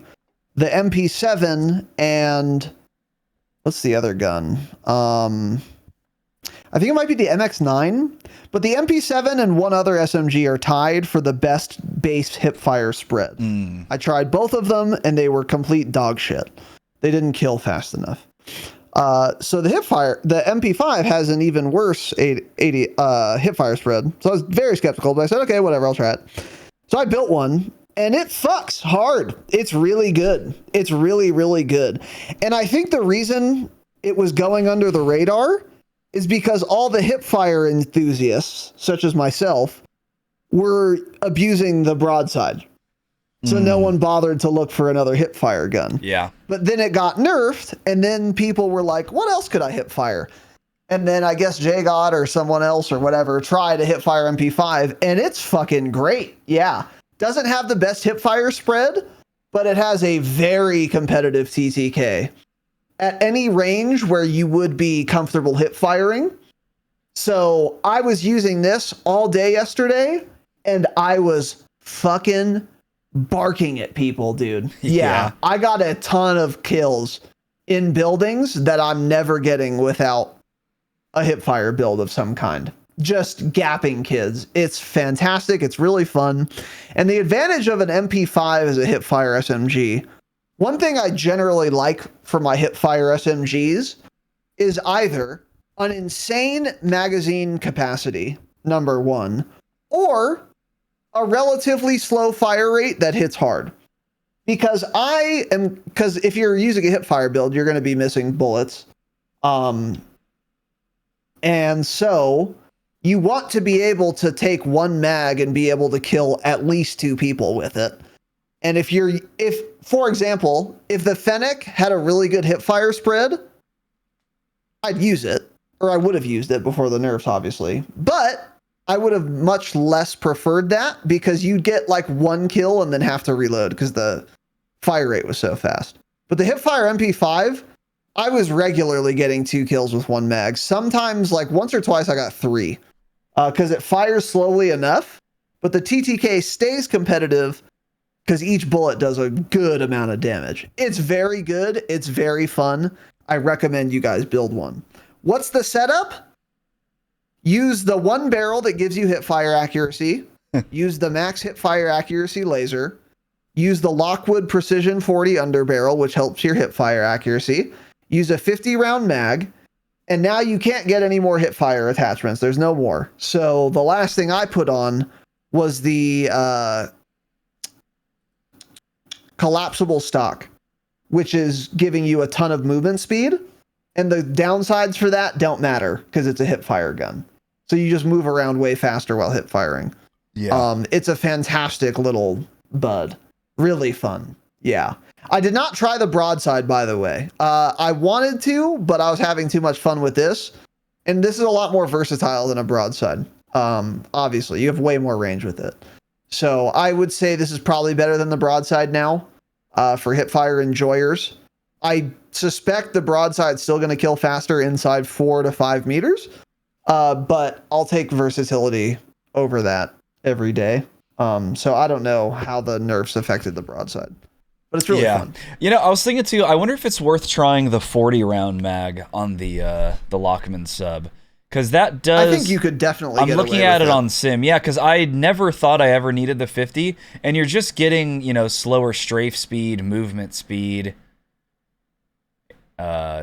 tactical sprint. Yeah, all of it. So that may be a play too. I don't even know if you need those extra 10 bolts. It's kind of weird. We have a 40 and then a 50 round mag or so close to you could definitely get away with 40, I think, for sure. That's plenty for most engagements. Yeah, and Lockman is the fastest killing sub from 0 to 9 meters. And then pretty much it's one of the best from like up to 16. It's still really, really solid, basically. So yeah, that's why it feels so good. That explains why it's so good. The only thing better at up to 16 is the Bass P, actually. Interestingly enough, but that does not have a good time to kill up close at all. So yeah, I think it definitely is the best SMG overall right now. Yeah, super fun. Super fun. Yeah. And moving on to another gun thing real quick. The RAL, they decided to nerf it again. So unnecessary. And it is pretty damn bad. They reduced far damage, increased close range damage, they reduced headshot damage, they reduced upper torso damage, and they increased recoil. Very noticeable. I never used my build. I picked up a ground loot one before, yesterday, because I know how they felt. Felt horrible. I fired it and started laughing, and I said, Raz, shoot this thing.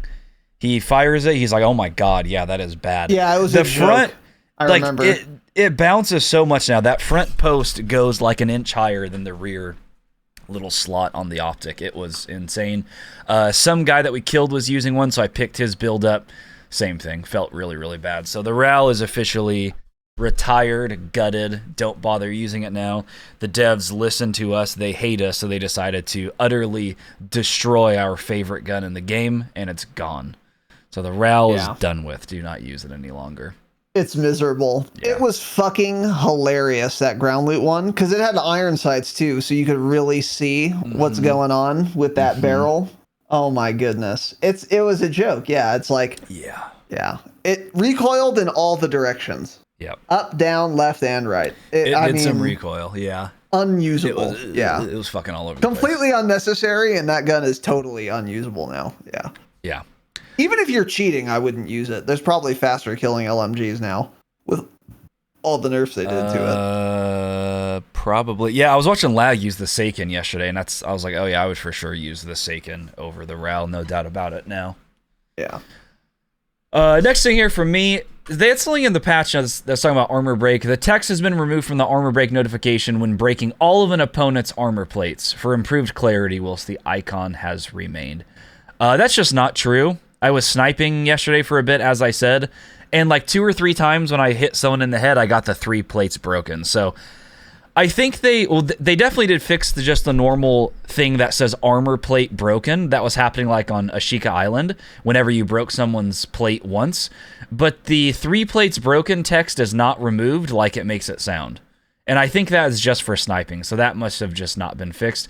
But the removal of just the armor break icon, where it would make you think you got a down, that is gone. That is a nice change. Don't know why that was ever added to begin with. Super Probably weird. Probably a bug, because I didn't see that text once. Which, like, The beforehand? 3 plates broken text. No, after. Yeah, I think it's just for snipers. Did you ever snipe at all? You're probably right. No, I didn't. It's like Yeah, they that's forgot to remove it for that or something. It's weird. Yeah. Because you do it at the same time if you're sniping, so probably they just didn't think about it or whatever. But yeah, I agree with you.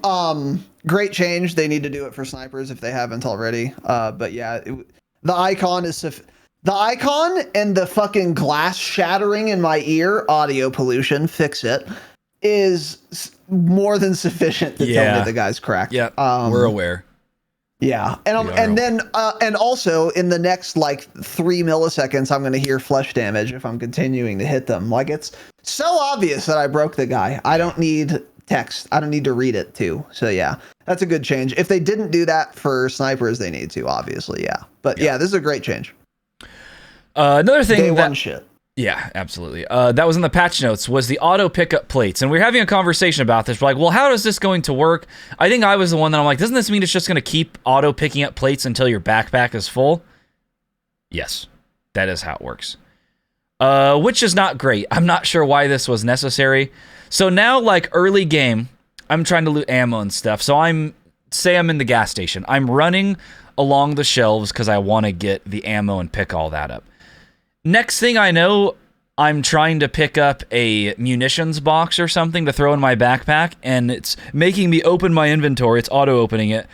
Smile. I have 12 plates on my character. I'm like, dude, I don't want to auto-pick up every plate and fill up my backpack with it. This is annoying. I do not like it. It was fine before. Auto-pick up to the stack and then make me pick up more every time. Unnecessary, and it also now doesn't work, I notice. I think your shit's bugged because it didn't do that for me at all. What do you mean?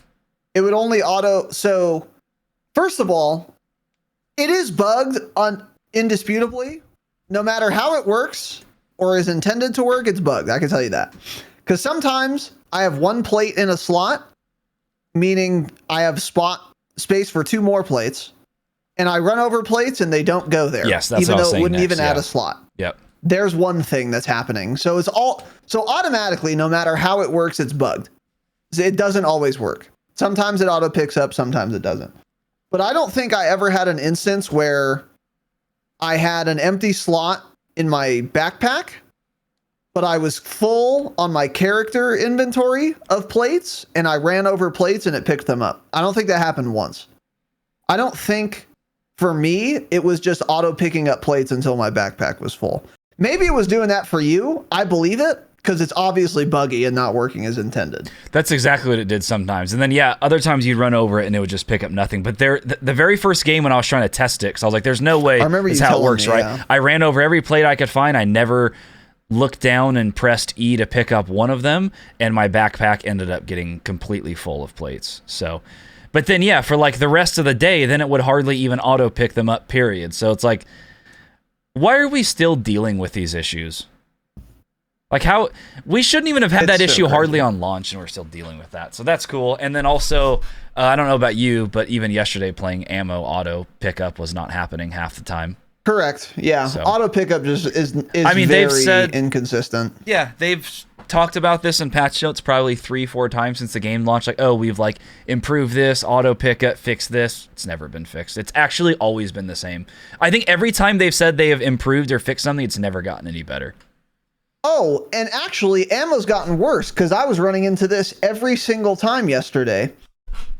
You know how you like to have, one likes to have 1 extra stack of AR in the backpack. Okay.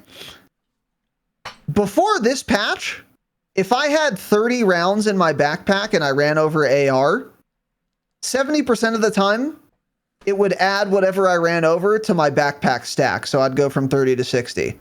That happened 0% of the time yesterday. So every time I saw AR on the ground, I'd pick it up and I would see what happens. If it would pick up or if it would prompt me to swap. Because in the beginning of the day, I was running over ammo, wouldn't pick it up, and I was like, huh, is my backpack stack already full? And then I'd open my backpack and I have like 90 rounds of AR and say, oh no, it's not. It's just stopped working now. Cool. So then I'd pick it up. And then I got in the habit of just picking up all the AR. And now my backpack's full of AR because you're forcing me to pick up all the AR. And I'm not going to open and check my backpack every fucking time I see a stack of ammo on the ground. So now I'm the asshole with 8 munis effectively in my backpack because I have 4 fucking stacks of AR ammo. Oh my God. Fix it. Yeah. I don't know. It can't be this hard. And stop telling me you fixed it until it's fixed. Yep. Literally stop Super writing the frustrating. patch note until you've done it and it works, and then retroactively add the patch note. I know you guys like to do that anyway, so do it now so that I stop fucking thinking about it. Because yeah, they've just, every single time they've said something about this, it's been untrue. Yep. This does not work at all. Wildly inconsistent. Yeah, so the auto pickup plates thing is bullshit. I think maybe what they might have meant, which might be working correctly actually, is that if your character inventory has no plates and you run over plates, you will usually auto pick them up. I think that is the only thing that's working. Not all the time. Let me be super clear. It's absolutely not all the time, but often if I had no plates and I ran over some, meaning my character inventory even isn't full of plates, I would get them. Usually. Not always, but usually.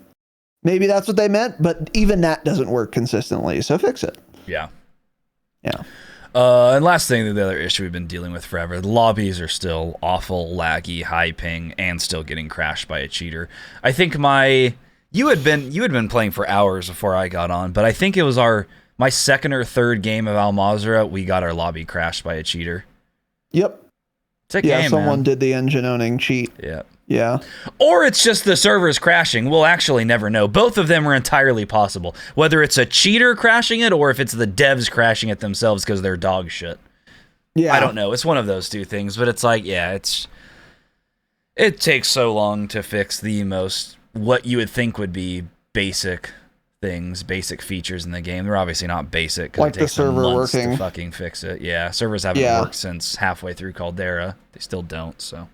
Yeah, it's almost immaterial whether it was a cheater or not because it's unacceptable either way. But yeah, there was one where everyone's ping went to 999 and then the lobby just shut down. Happened once. It was cringe. We were about to just dunk on like 2 teams too. It was very annoying. We were in a fight, yeah. Yeah, we just popped the UAV and we were about to go mob on these kids at Observatory. And we were in a great position to do so, and then the lobby fucking frozen. Awesome. I actually still somehow got it down during all that lag. I got one down. I kept mag dumping this dude with my Magnum snake shot while he was standing there on my screen. I see. And then finally it stuttered a few times, and I actually got the down. You got him, yeah, nice. Not that fucker. And then there was one other lobby, by the way, where there was almost certainly a team cheating in that lobby. All 4 of us died at one time or another to someone on this team. And every single time we were like, boy, that TTK was extra fast. This guy's a little sussy wussy. Not missing I don't know shots. it was under the freeway by downtown. It was like southwest of downtown, past the highway. That area? Yeah, it was by like the cave entrances where you go in the new wonderful caves they added. That's where I'd buy at least. Lag and I were in one of those little buildings. You and Jake. Oh yeah, you were farther away. You Yeah. were farther south. Yeah, Yeah, we were getting fully beamed through the walls. It's like they had combat scout in Caldera. They were shooting me through a wall, and when I was like running, and I know there were no windows there, no line of sight, they kept hitting me every single shot. I'm like, this guy has combat scout or some shit. I don't know what's going on. Yeah, so they were probably hacking as well. Didn't get a kill cam once yesterday, I don't think. So yeah, I didn't get a that's kill something cam else they either. said a few weeks ago. They fixed kill cams. No, you didn't. Because they've always been broken since the day Warzone launched. So no, you didn't fix them. Fuck you. Kaylee Renee, shout out to Kaylee, former Warzone player, made a tweet today. Oh yeah, that was a good tweet. Great tweet. Great series of tweets, really. And she was talking about how like Warzone is just a mess. And one of the things she had mentioned, which bothers the fuck out of me also, is like, they told us this is on a brand new engine, and it's obviously not, because all of the bugs that were in Warzone 1, we are still experiencing, like the same bugs. The kill cam bugs, the the UI bugs like joining a party or whatever. There are more. I can't think of them right now. Holy shit, I can't think of them right now. There are at least like 5 other examples that I have talked about since this game came out. And I've made this point too, but yeah, don't tell us it's a new engine, because there's no way all the same bugs are in and it's a new engine. How am I not thinking of them? But the kill cam one is one of them. So anyway, yeah, that's wildly inconsistent as well. Who knows? I will say though, besides the lobby that got crashed, I feel like the lobbies have been pretty, like, from a hit reg, desync, ping standpoint, I think they've been pretty good, actually, lately.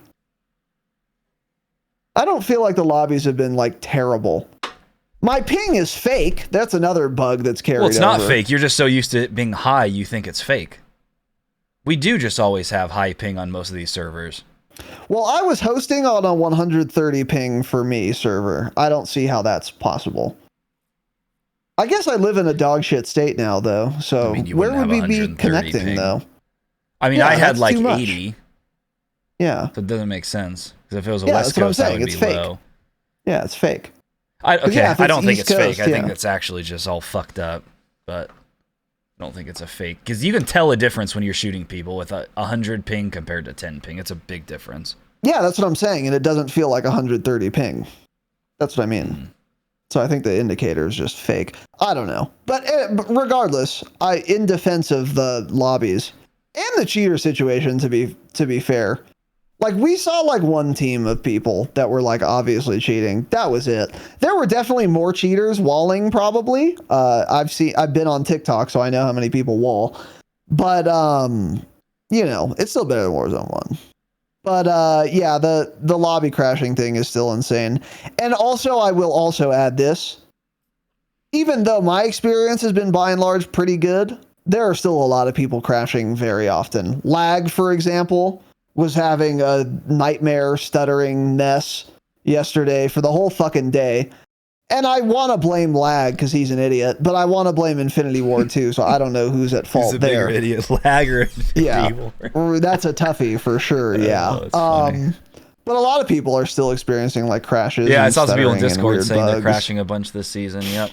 Yeah, so even if my experience has gone well, it's not a defense of the patch or the game. Yeah. Because if other people are crashing a lot, that sucks. So anyway, overall, yeah, this patch is about what I expected it to be. We read the patch notes in our last episode. We talked about how it is not very transformative and it won't play that much differently. And turns out it doesn't. The biggest surprise for me is the existence of a hipfire MP5 and just how much that contributes to my enjoyment of this game. I would have had 60% less fun yesterday if that gun didn't exist. I'm not kidding. Yeah. That's all it takes. It's cool to be able to compete up close. And I can because of a hipfire MP5. But yeah, besides that, I mean, yeah, it's overall impressions. Not much different. I don't know. Yeah, pretty much feels the same. Most of the issues that were issues before are still there. Like I was talking about, though, I think the big map feels worse currently, and that's because of like the gun meta we're in. Yeah, the island. So the island has gotten better because of the issue, the things they've changed, like the circles. Buy stations again got a little bit better, but mostly that circle changed helped it a lot. That is the biggest change. It doesn't feel so chaotic anymore. It actually feels like you can play well, get wins. You know, and it's not just it's not slow, but it's also not just a joke at how chaotic it is. Exactly. So that's in a good spot. And Mazrah, literally, if they put out a hot fix right now that was MCPR can one-shot headshot at any distance, I would immediately just have 10 times more fun and love it. But it's just, it's hard to enjoy the map when you don't enjoy the gun meta, which is the game is using a gun in the first-person shooter. So when I'm not enjoying any of those weapons, it kind of makes it hard to enjoy that map in general. Yeah, that's fair. Mazrah, no matter how bad the game is come Season 3, if we have some sniper in the game that one-shots at any range, I will have a lot of fun. And I'm excited for that. Yeah, the island also, yeah, I'm glad you mentioned that. I think that is the biggest change, actually. And that did feel big, is that bigger first circle. It really did change the pacing dramatically on that in a good way. Because it's still fast paced, but it's not just a joke anymore. So yeah, the island's a lot more fun now after this season. I would say that's the biggest change, actually, is that bigger first circle. It helps tremendously. So, all right. Other than that, boys and girls, that is it. Hope you enjoyed. We will be back next week. As always, on Monday, we'll post our schedule on Discord and on Twitter and on YouTube. So make sure you're following those various social media channels to keep yourself updated on, I don't know why I couldn't say that word, on that. Patreon.com/the Dropshot. We've got a lot more bonus episodes cooking for this month. They're going to be good ones too. I'm excited to get into a lot of those. I think we are overdue for another brainstorm with all of the changes that have happened and with all the gun changes too. So that's going to be fun and exciting.